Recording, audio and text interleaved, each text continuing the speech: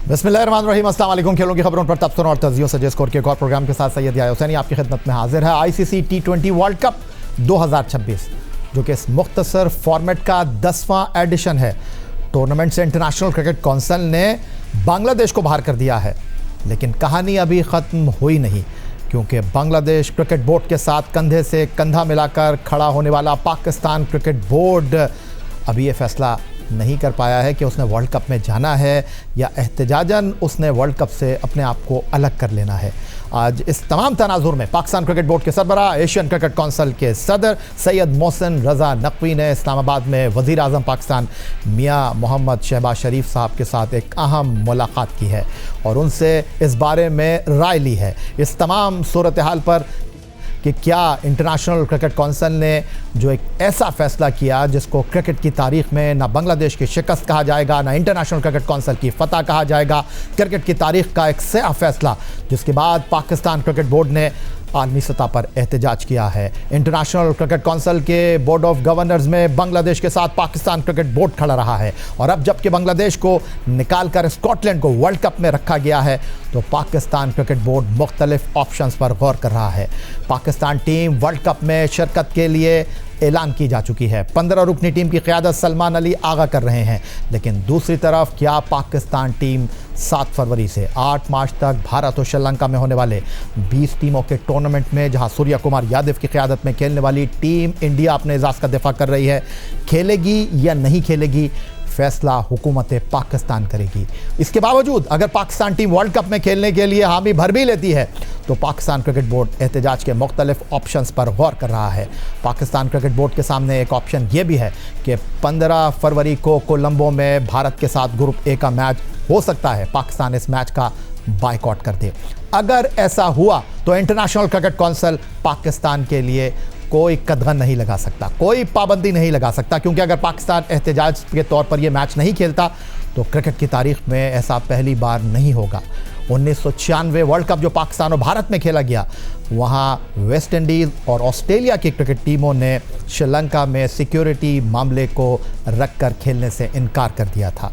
उसके बाद mark Taylor की क़यादत में खेलने वाली ऑस्ट्रेलिया की टीम ने गद्दाफी स्टेडियम लाहौर में श्रीलंका के साथ ही वर्ल्ड कप का फाइनल खेला।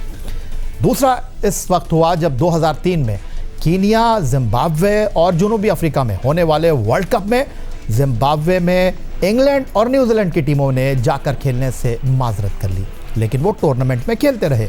तो क्या पाकिस्तान क्रिकेट बोर्ड अगर वर्ल्ड कप में खेलने जाता है, बांग्लादेश के साथ इंटरनेशनल क्रिकेट काउंसिल ने जो तरीक़ाकार इस्तेमाल किया उसके तौर पर, एहतजाज के तौर पर पाकिस्तान क्रिकेट बोर्ड ये फैसला करता है कि हम भारत के साथ 15 फरवरी को मैच नहीं खेलेंगे, तो इंटरनेशनल क्रिकेट काउंसिल का तो इस तमाम तनाजुर में बहुत बड़ा माली नुकसान हो सकता है।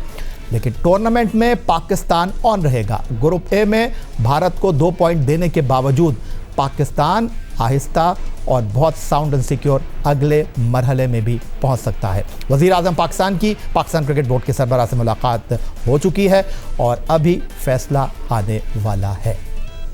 ICC T20 वर्ल्ड कप अहम पेशरफ्त और इस वर्ल्ड कप के ऊपर जो गहरे स्याह बादल मंडा रहे हैं।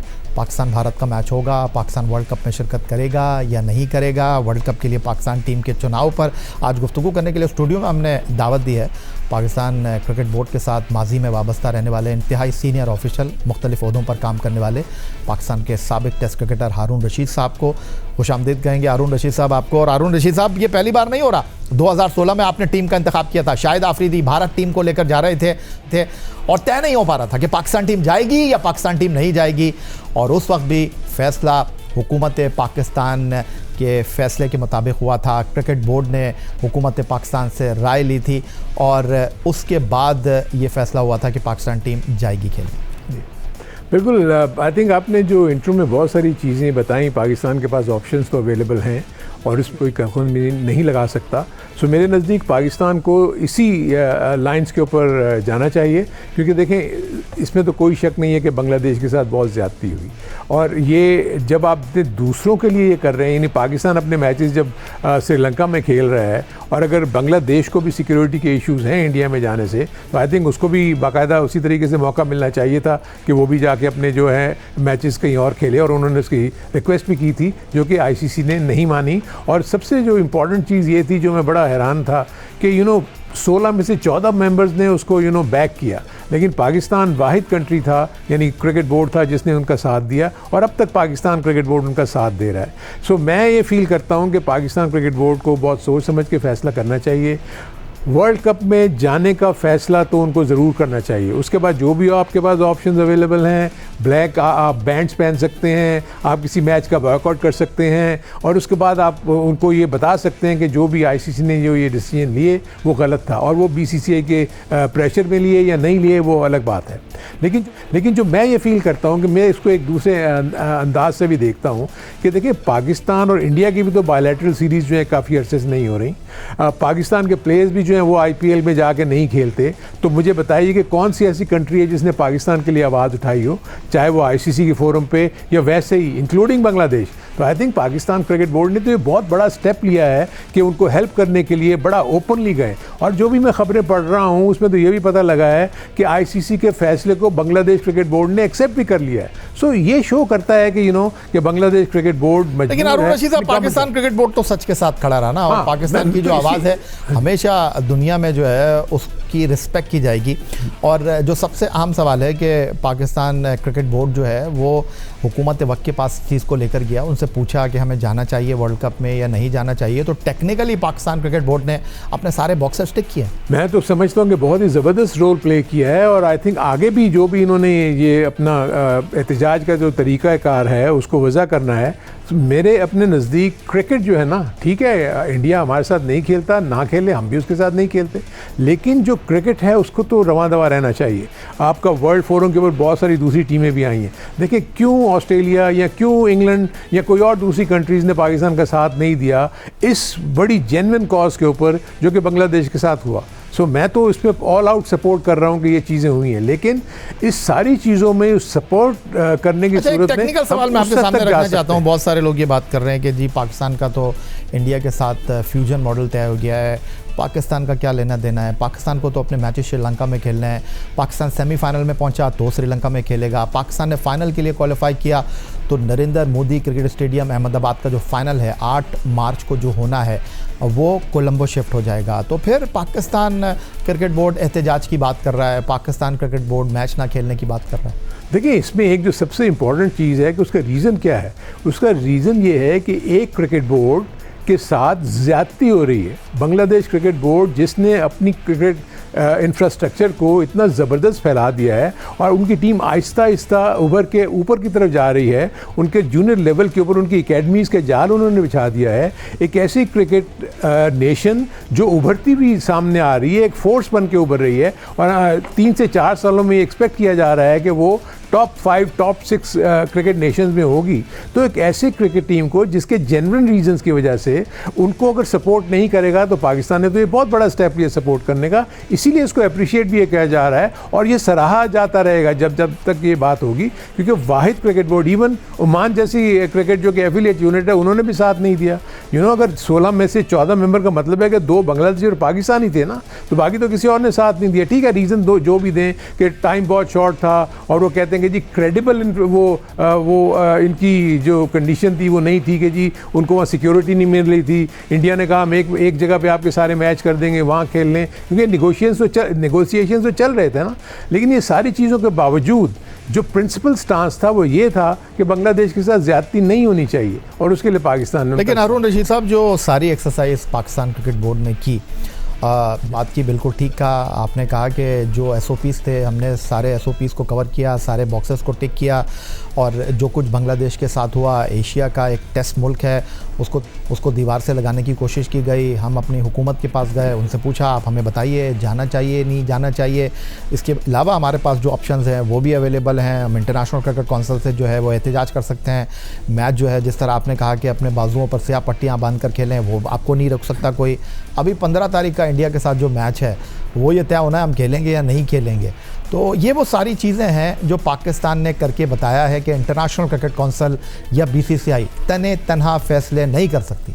इसमें कोई शक नहीं है, होना भी ऐसे ही चाहिए। आई थिंक अब जो नेक्स्ट स्टेप है, पाकिस्तान को यही चाहिए क्रिकेट बोर्ड को कि अब दूसरी कंट्रीज़ को भी तो कम से कम ये बावर कराने की कोशिश करें कि देखें हम इंटरनेशनल क्रिकेट काउंसिल में सिर्फ BCCI की तो बातें ही नहीं मानेंगे ना। हमारा अपना भी कुछ हमारा भी रोल है। क्या पाकिस्तान को इस आईसीसी या बिग इवेंट से बाहर निकाल सकते हैं? जितनी ब्रॉडकास्टिंग राइट्स हैं वो लिए इसी बेसिस पे जाते हैं कि उनको वर्ल्ड इवेंट में पाकिस्तान इंडिया के 3 मैच नज़र आते हैं। अगर वो 3 मैच हम उनको निकाल दें तो उनका रेवेन्यू क्या रह जाता है? कुछ भी नहीं। सो इसीलिए इतनी ह्यूज ब्रॉडकास्टिंग कॉस्ट जो है वो ब्रॉडकास्टर्स देते हैं कि उनको पता है कि हमारा रेवेन्यू उसी सूरत में आएगा कि जब इंडिया और पाकिस्तान के मैच होंगे। तो पाकिस्तान को अपनी अहमियत का पता है और आईसीसी को भी पाकिस्तान की अहमियत का पता है, बीसीसीआई को भी पता है कि बगैर पाकिस्तान के हम जो है वो अगर मैचेस नहीं खेलेंगे तो आईसीसी वीक हो जाएगा। बीसीसीआई को हो सकता है उसका ना फर्क पड़े। अच्छा, एक बड़ा अहम सवाल, एक और बड़ा अहम सवाल, लास्ट ईयर जो चैंपियंस ट्रॉफी हुई, भारत ने कैटेगोरिकली मना कर दिया, हम नहीं आ रहे पाकिस्तान, और फिर पाकिस्तान ने फ्यूजन मॉडल रखा कि भाई आप नहीं आ रहे तो अगले 3 साल हम भी नहीं आएंगे आपके पास, आप चाहे जो भी टूर्नामेंट की मेज़बानी करें। ये जो आईसीसी T20 वर्ल्ड कप 2026 है, ये ऐसा नहीं है कि पाकिस्तान की वजह से श्रीलंका को मैच अवार्ड किए गए हैं। श्रीलंका एंड इंडिया तारीख़ में ये दूसरा मौका है कि 2 जॉइंट होस्ट हैं। इससे पहले जो लास्ट वर्ल्ड कप था वेस्ट इंडीज़ और अमेरिका होस्ट थे, ये दूसरा मौका है जब 2 मुल्क इस टूर्नामेंट को होस्ट कर रहे हैं। जो इम्पॉर्टेंट चीज़ है वो ये है कि जो वर्ल्ड कप ख़वातीन का हुआ है लास्ट ईयर, उसमें whole and sole India host था, लेकिन पाकिस्तान चूँकि इंडिया नहीं जा रहा था तो मैचेस श्रीलंका में रखे गए। जो इंतहाई अहम सवाल है वो ये है कि अब ये जो पाकिस्तान ने एक्सरसाइज की है, जो इंटरनेशनल क्रिकेट काउंसिल के ऊपर दबाव आया है, आपको लगता है कि इंडियन मीडिया खुद ये बात कर रहा है कि बीसीसीआई इस सारे मामले में कहाँ था? जय शाह साहब जो अब इंटरनेशनल क्रिकेट काउंसिल को लुक आफ्टर कर रहे हैं, उनके जाने के बाद बीसीसीआई जो है वो बिल्कुल बेयारो मददगार है, उसने तो इस तमाम एक्सरसाइज में कहीं रोल ही नहीं प्ले किया। नहीं देखिए, आई थिंक पाकिस्तान का बहुत ही स्ट्रॉन्ग स्टैंड था ना।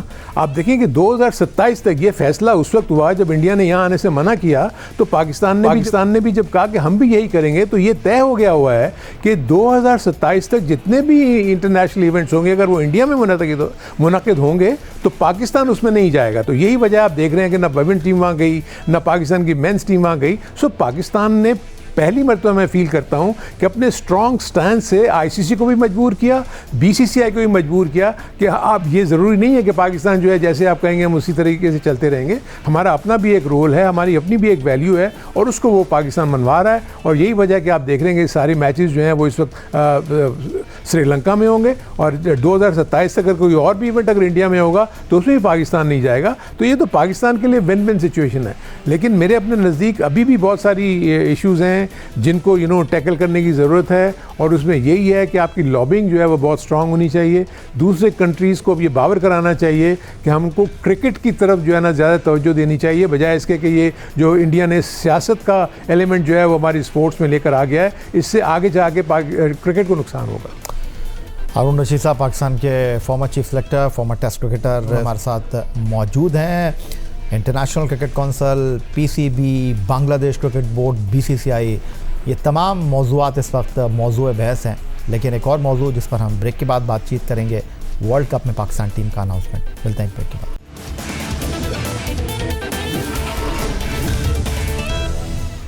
T20 वर्ल्ड कप के लिए पाकिस्तान ने अपने 15 रुकनी स्क्वाड का ऐलान कर दिया है। ये स्क्वाड डेडलाइन के दबाव में तरतीब दिया गया, या बड़ी हद तक वही चेहरे शामिल हैं जो ऑस्ट्रेलिया के ख़िलाफ़ सीरीज़ में नज़र आ रहे हैं। इस हवाले से कुछ अहम नाम टीम का हिस्सा नहीं है, जिनमें बिग बैश लीग के top wicket taker Haris Rauf जो कि T20 क्रिकेट में पाकिस्तान के सबसे कामयाब बॉलर हैं। दूसरी तरफ बाबर आजम, अगरचे हालिया बिग बैश लीग में उनकी कारकर्दगी मिसाली दिखाई नहीं दी, लेकिन वो अपने चौथे T20 वर्ल्ड कप में पाकिस्तान की नुमाइंदगी करने के लिए तैयार हैं और ये पहला मौका होगा जब वो बग़ैर कप्तान के वर्ल्ड कप में शामिल होंगे। टीम की क़यादत इस बार ऑलराउंडर सलमान अली आगा के सुपुर्द की गई है, जबकि श्रीलंका के कंडीशंस को मद्देनज़र रखते हुए पाकिस्तान ने स्पिन बॉलिंग पर ख़ास तवज्जो मरकूज़ की है। ऑलराउंडर शादाब खान, मोहम्मद नवाज़, अबरार अहमद और उस्मान तारिक, ये वो 4 स्पिनर हैं जो इस स्क्वाड का हिस्सा हैं। पाकिस्तान क्रिकेट बोर्ड की सिलेक्शन कमेटी ने T20 वर्ल्ड कप 2026 के लिए 15 रुकनी स्क्वाड का ऐलान कर दिया है। ओपनिंग की जिम्मेदारी बाएं हाथ के जारहा मिजाज बल्लेबाज साइम अयूब और उनके साथी साहबजादा फरहान के पास है। वन डाउन पोजीशन वो जगह है जिसके लिए बाबर आजम को मुंतखब किया गया है, लेकिन उनका मुकाबला यहाँ कप्तान सलमान अली आगा से है, फिर फ़खर जमान है। लेकिन बैटर्स में विकेट कीपर उस्मान खान के साथ सेकंड विकेट कीपर के तौर पर ख्वाजा नाफे सिर्फ एक टूर पर टीम पाकिस्तान के साथ रहने के बाद जगह बनाने में कामयाब हो गए। सिलेक्शन कमेटी ने 15 रुकनी स्क्वाड में 4 ऑलराउंडर्स को शामिल किया है, जिसमें कप्तान सलमान अली आगा, ऑलराउंडर मोहम्मद नवाज़, लेग स्पिनर शादाब खान, फ़हीम अशरफ के साथ साइम अयूब। फास्ट बॉलिंग में शाहीन शाह अफरीदी के साथ बाएं हाथ के तेज़ गेंद करने वाले सलमान मिर्ज़ा, दाएं हाथ के तेज़ बॉलर नसीब शाह भी टीम का हिस्सा हैं और स्पिन के शोबे में मिस्ट्री स्पिनर अबरार अहमद के साथ ऑफ स्पिनर उस्मान तारिक को टीम में जगह मिली है। हारून रशीद साहब पाकिस्तान क्रिकेट बोर्ड की सिलेक्शन कमेटी के साबिक सरबराह हमारे साथ मौजूद हैं और एक साबिक चीफ सिलेक्टर होने की हैसियत से हारून रशीद इस वर्ल्ड कप के स्क्वाड को किस तरह देख रहे हैं? माजी में खुद हारून रशीद वर्ल्ड कप के लिए पाकिस्तान टीम का इंतखाब कर चुके हैं, तो हारून रशीद साहब माजी का आपका तजुर्बा और ये सामने वर्ल्ड कप। आई थिंक मैं जो स्क्वाड को देखता हूं तो कोई मुझे इतना बुरा स्क्वाड तो नहीं नज़र आता, क्योंकि कंडीशंस को देखते हुए, क्योंकि हमारे जो मैचेस हैं पाकिस्तान के वो एसएससी और प्री मजासा पे हैं, जहां पर जो पार स्कोर है ना वो 140 150 से ज़्यादा नहीं है। अब ज़्यादा से ज़्यादा जो रन्स हुए हैं 166 रन्स किसी ने किए हुए हैं। सो इससे ये शो होता है कि बैटिंग को इतनी आसान नहीं है वहाँ। स्पिनर्स को हेल्प मिलती है और स्पिनर्स ने वहाँ ज़्यादा कामयाबियाँ हासिल की हुई हैं। हसारंगा हो गए, वेलेलागा हो गए, जितने भी प्लेयर्स हैं स्पिनर्स हैं उन्होंने काफ़ी कामयाबियाँ हासिल की हैं। तो इसीलिए मैंने देख रहा हूँ कि पाकिस्तान के स्क्वाड में आपने बहुत ज़्यादा स्पिनर्स की भरमार देखी होगी। मुझे सिर्फ इशू एक नज़र आता है, वो ये कि पाकिस्तान के बैटर्स में कोई भी आपके रिज़र्व में मौजूद नहीं होगा। सो जो ये बैटिंग लाइनअप जा रही है सारे के सारे, तो ये बैटर्स जो हैं वो हर मैच खेलना पड़ेगा, चाहे वो फॉर्म में हो या ना हो, क्योंकि जब 11 के बाद जो 4 प्लेयर्स बाहर बैठेंगे उसमें एक फास्ट बॉलर होगा, 2 स्पिनर्स होंगे और एक विकेट कीपर होगा। तो ये एक इशू मुझे नज़र आता था कि यहाँ पर अगर एक आध कोई अच्छा बैट्समैन जो रखते, कि अगर कोई आउट ऑफ फॉर्म होता है या खुदा ना खास्ता कोई अनफिट हो जाता है तो उसको जगह को पूर कर ले। ओवरऑल स्पिनिंग डिपार्टमेंट को सामने रखते हुए स्क्वाड इतना बुरा नहीं है। ऑलराउंडर्स पे इन्हिसार किया गया है। सो 8-9 नंबर तक आपके पास ऐसे बैटर्स होंगे जो क्विकली चिप इन कर सकें, 20 से 25 रन की अच्छी इनिंग खेल के, कैमियो खेल के आपके स्कोर को तकरीबन 150 रन के हद तक या 160 रन के हद तक ले जाएं। और जहां पाकिस्तान ने 150 और 160 कर दिए तो पाकिस्तान के पास जो बॉलिंग आर्मरी है, मैं समझता हूं कि वो डेंट डाल सकती है कोई भी टीम सामने आए उनके खिलाफ। हारून रशीद साहब, माजी में पाकिस्तान क्रिकेट बोर्ड के साथ आप वाबस्ता रहे हैं और कई गैर मुल्की कोचेज़ हैं जिनके साथ आपका काम करने का एक्सपीरियंस है। इस टीम के साथ अगर मैं देखता हूं तो माइक हेसन है और वाज़े तौर पर ये नज़र आ रहा है जो उनकी सोच है, जो उनकी अप्रोच है, वो इस टीम की जो फॉर्मेशन है उसको देखकर झलक रही है। माइक हेसन इस्लामाबाद यूनाइटेड के साथ भी थे, वहाँ पर भी वो ऑलराउंडर्स के ऊपर बहुत ज़्यादा इन्हिसार करते थे और यहाँ पर अगर मैं इस टीम को देखता हूँ तो उन्होंने ऑलराउंडर्स के ऊपर ज़्यादा इन्हिसार किया है। तो क्या मैं ये कह सकता हूँ कि as a head coach team selection में उन्होंने डोमिनेट किया? डेफिनेटली आई थिंक इसमें मैं फील करता हूँ कि जो भी ये जो कॉम्बिनेशन मुझे नज़र आ रहा है, क्योंकि आप देखें कि आकिब जावेद इस वक्त वहाँ पर मौजूद हैं और आकिब जावेद भी मुख्तलिफ औकात में हेड कोच का रोल प्ले कर चुके हैं और वो लाहौर कलंदर के साथ भी बहुत अरसे तक हेड कोच रहे हैं। सो कोचिंग के पॉइंट ऑफ व्यू से और टीम की फॉर्मेशन के पॉइंट ऑफ व्यू से हेसन और आकिब ये दोनों ने मिलकर ये स्क्वाड बनाया है। बस इसमें मुझे एक सिर्फ थोड़ा सा जो झोल जैसे कि मैंने जिक्र किया वो मैंने बताया, अदरवाइज़ मुझे इसके अलावा और क्या स्क्वाड होता। मेरे नज़दीक मैं फ़ील करता था कि जो मैं फ़ील करता हूँ कि वहाँ पर एक जेन्युइन विकेट कीपर की ज़रूरत थी। रिजवान आई थिंक इस टीम से बाहर नहीं होता था, क्योंकि वहाँ पर जब स्पिन होगा तो वहाँ विकेट कीपर की जो इम्पोर्टेंस है वो बहुत बढ़ जाएगी। एक मिस स्टंपिंग, एक कैच का मिस हो जाना आई थिंक मैच के रिजल्ट पे असर डाल सकता है। तो ये दोनों विकेट कीपर्स जो हैं वो एक्सपोजर उनका इतना ज़्यादा नहीं है। ख्वाजा नाफिस तो भी कोई क्रिकेट ही नहीं खेले हुए। उस्मान जब भी टीम के साथ रहे हैं उन्होंने बस उसी हद तक कीपिंग की है और बाकी और किसी फॉर्मेट में वो खेलते नहीं हैं। सो एक ये इशू मुझे नज़र आ रहा था कि जब आप अगर एक्सपीरियंस के लिए गए थे, आपने बाबर आजम के बावजूद इसके कि उन्होंने ऑस्ट्रेलिया में, मानता हूँ कि वहाँ की जो प्लेइंग कंडीशंस हैं डिफरेंट थी, बाउंस था वहाँ, वो एडजस्ट नहीं कर सके, उसको आपने ले लिया बिकॉज ये एशियन सब कॉन्टिनेंट की पिचेज़ हैं, इसमें आपके बैट्समैन जो हैं वो रन्स कर सकते हैं। तो रिजवान के ऊपर भी वही फार्मूला अप्लाई हो सकता था कि अगर उन्होंने भी अगर बिग बैच में अच्छा नहीं किया था, लेकिन he is the best wicket keeper available इस वक्त जो आपके पास स्क्वाड में है, यानी पाकिस्तान के जितने भी। हारून रशीद साहब, चूँकि आप माजी में खुद सिलेक्शन कमेटी के सरबराह रहे हैं, अगर आप बैठते इस मीटिंग के अंदर जहाँ पर टीम के मुख्तलिफ कॉम्बिनेशन के ऊपर बात हुई है, इसमें कोई शक नहीं है कि रिजवान की कंट्रीब्यूशन है और जो टेक्निकल पॉइंट आप उठा रहे हैं एज ए विकेट कीपर, मैं उससे मुकम्मल तौर पर इत्तेफाक करता हूँ। लेकिन मेरे सवाल का जवाब भी तो दे दीजिए। आपको यही नहीं पता कि आपके बैटिंग ऑर्डर का नंबर क्या है, क्योंकि अभी ये तय नहीं है कि बाबर आजम 3 पे खेलेंगे या कप्तान सलमान अली आगा खेलेंगे, क्योंकि आपके पास नंबर 4 पर फ़खर जमान जैसा बल्लेबाज मौजूद है। फिर आप ऑलराउंडर में अगर जाते हैं, नवाज भी खेलेंगे, शादाब भी खेलेंगे। और आज अगर इस टीम में रिजवान नहीं है तो उसकी एक बुनियादी वजह जो है वो उनका अपना फैसला है, क्योंकि वो टॉप ऑर्डर में ही बैटिंग करना चाहते हैं और यहाँ पर टॉप ऑर्डर में जो टॉप ऑर्डर के बैट्समैन हैं उनको जगह नहीं मिल रही। यहाँ मैं आपको थोड़ा सा बताऊँगी, जो आपने बाबर आजम के पॉइंट ऑफ व्यू से बात की, बाबर आजम तो नंबर 3 जाएंगे, क्योंकि सलमान में ये एबिलिटी है कि वो जब अगर नीचे भी ऑर्डर में बैटिंग करने आते हैं तो बाउंड्रीज को क्लियर कर सकते हैं। वेयरएज़ जो बाबर हैं वो इस तरीके से नहीं खेल सकते जैसे कि सलमान खेलते हैं। अभी हमने देखा कि जब 12 ओवर में उन्होंने नंबर 3 पे बैटिंग की तो उन्होंने बताया कि वो हिटें भी मार सकते हैं, वो बाउंड्रीज को क्लियर कर सकते हैं। तो मेरे नज़दीक तो 5 नंबर पे सलमान ही आएंगे। अब दूसरी चीज़ जो है, मैं एक्सपीरियंस की बात वो इसलिए कर रहा था कि आपको पता है कि यहाँ पर ना तो फास्ट बॉलर काम करेंगे, स्पिनर्स काफ़ी रोल प्ले करते हैं। तो जिस किस्म की रिजवान बैटिंग करते हैं, होता यह है कि फिर एज ए थिंक टैंक आप ऐसे प्लेयर को बुला के बात करते हैं और उनसे बात करके उनको बावर कराने की कोशिश करते हैं, उनको कन्विंस करने की कोशिश करते हैं कि देखें टीम इंटरेस्ट में ये चीज़ें हमारे लिए बहुत ज़रूरी हैं। तो अगर आप नीचे आके बैटिंग कर लें, क्योंकि उसके पास वो सारी इम्प्रोवाइजेशन की एबिलिटी है जो वो करते हैं, वो स्लॉक्स भी मार लेते हैं, वो बाउंड्रीज को क्लियर भी कर सकते हैं। सो अगर आपको 4 से 5 ओवर की बैटिंग के लिए अगर कोई चाहिए उस वक्त, तो आपके पास वो मौजूद होगा और वो रिजवान उसको अडॉप्ट कर सकते थे। बहरहाल एनीवे ये तो मेरी सोच है, लेकिन उन्होंने भी इस एस्पेक्ट के ऊपर सोचा होगा, मैं ये नहीं कहता कि उन्होंने नहीं सोचा होगा। वेयरएज़ आपको पता है कि थोड़ी सी कंट्रोवर्सी भी रिजवान के हवाले से रही है। सो उसको उनको कप्तानी से भी हटा दिया गया था और उसके बाद आपने देखा कि वो मुल्तान सुल्तान का भी सुन रहे हैं कि कप्तान नहीं रहे। सो जो इशू हुए हैं वो मुझे नहीं पता कि वो क्या हैं, लेकिन मैं तो आपको टेक्निकली ये बता रहा था कि क्यों मैं समझता था कि ये अगर आप एक्सपीरियंस की बात करते हैं तो ऐसे सिचुएशन में आपके पास अगर कोई एक्सपीरियंस बैटर हो तो टीम को संभाल लेता है। बहुत शुक्रिया हारून रशीद साहब हमें ज्वाइन करने के लिए। पाकिस्तान क्रिकेट बोर्ड की साबिक सरबराह, फॉर्मर टेस्ट बैट्समैन हारून रशीद की गुफ्तगू आपने सुनी।